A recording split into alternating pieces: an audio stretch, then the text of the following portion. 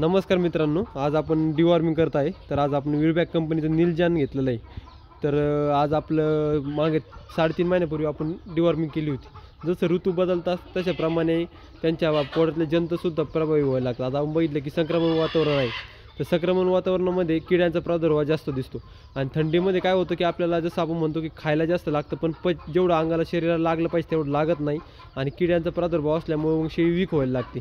तर आज त्यासाठी आपण नीलजान कंपनीचं विळबॅक कंपनी नीलजान हे प्रोडक्ट घेतलेलं आहे. तर त्याचा डोस आहे जवळपास 1 ml ला 3 kg. तर अशा प्रकारे आपण या शेळीला देत आहे.